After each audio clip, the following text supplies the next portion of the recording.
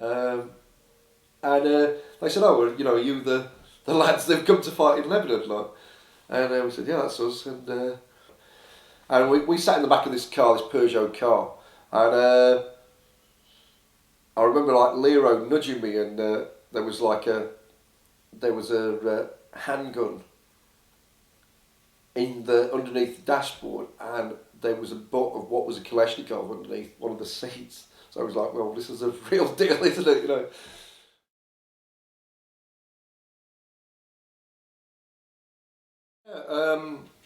well, before I started school, um, me and my sister, who's 18 months younger than me, uh, used to, of a Friday we would go to town with my mum to meet her mother, our grandma, and we get dragged around the market for a bit, and then there would come a point where we would go for a cup of tea in Woolworths Caff. I'd sit and go up out the window like while my mum went and got me and my sister an orange juice. But I can remember on this one occasion watching this old man who went and got himself a meal. But I saw him dusting his food with what he thought was salt, but which I later realised was actually sugar in one of those big pots that you sometimes still see sugar in. And he started to eat this and realised that he put sugar all over his food, and which was obviously not very pleasant. So he went back to the counter and asked them, and complained about this, and they just said, well, there was nothing they could do about it. And so he had to return. And he's obviously too poor. There's this old man who must have been through the war and everything, and was at the end of his working life. And he couldn't just tell them to piss off or tell them to throw it away. He had to, because he had to come back and sit and eat this. And it was clearly, you could see from his face, it wasn't pleasant, but he had to sit and eat this food, despite the fact that it was ruined.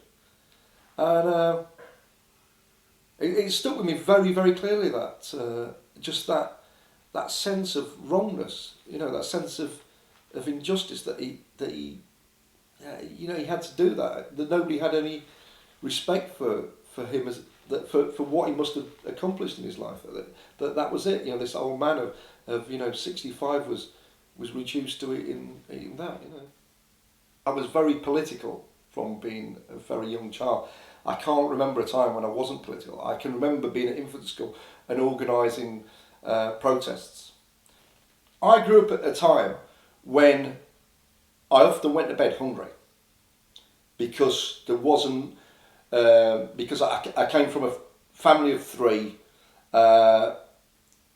My dad had he was a machine tool fitter. It's a skilled job. It's a badly paid job. And as I say, he was often on strike.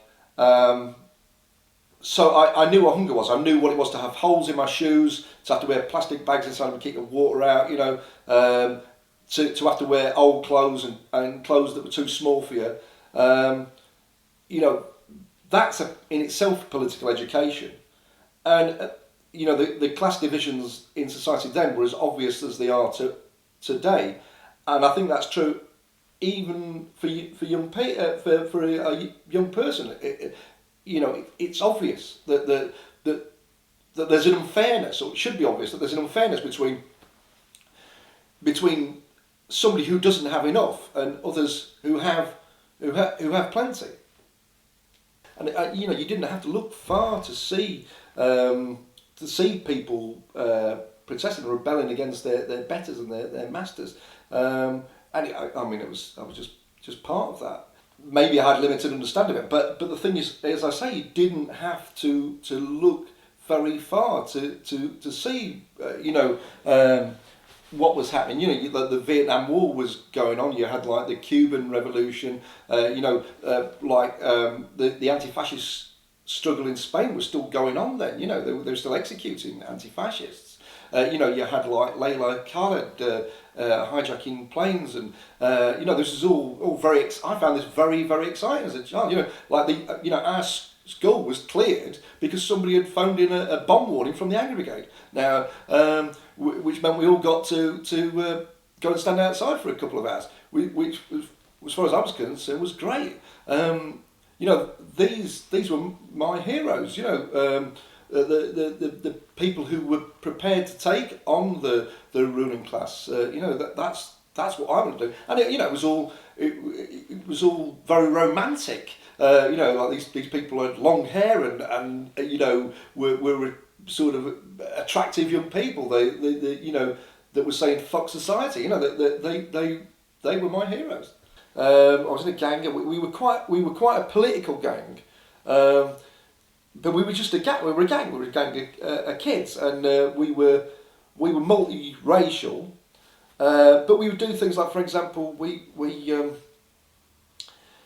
used to do this thing on a Sunday that we used to call Disturbing the Rich, and we would go into a posh area, one of the posh areas of Sheffield, and we'd take like a what used to be called, what was later called a ghetto blaster. We would take one of those with us, and we would go into these areas where people were washing their cars, all these fucking rich cunts as we were concerned, and we would make as much noise as we could. We would go and play football on their front lawns. We would get up to as much mischief as we could, and then when the coppers turned up, we'd just run through their gardens, and he would never catch any of us because we were kids and we could run like fuck. But we used to do that. We once bricked a Rolls Royce, and it turned out it was the police commissioner's car. Well, I'll not tell you any more about it because I'll not tell you any more about what happened afterwards. But you know, we would come into contact with the authorities. We would come into contact with the police. I mean, I was coming into contact with the police from the age of about 11.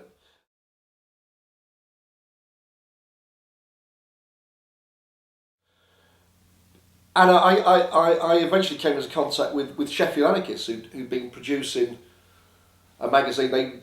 There was a magazine in 1891 called the Sheffield Anarchist, and they revived this in 1975. And I think it was 1977 I first came across a copy of it and quickly got in contact with them. During that period, you know, the 70s, that mid-70s, when I was between 14 and 16, was a time when you got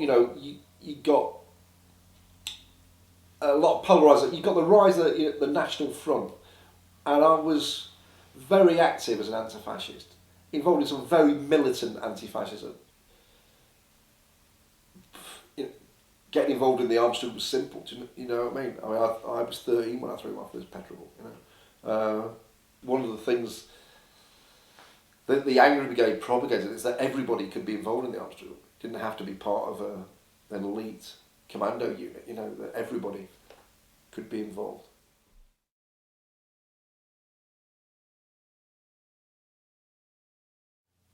We had similar ideas about armed struggle. You know, again, it's one of those things that, you know, now it seems, you know, you'd think there were only like a few nutters who were interested in that kind of thing. If you were involved in the British left at that period, and particularly in the anarchist movement, you would very quickly come in contact with the ideas of armed struggle. These things were made.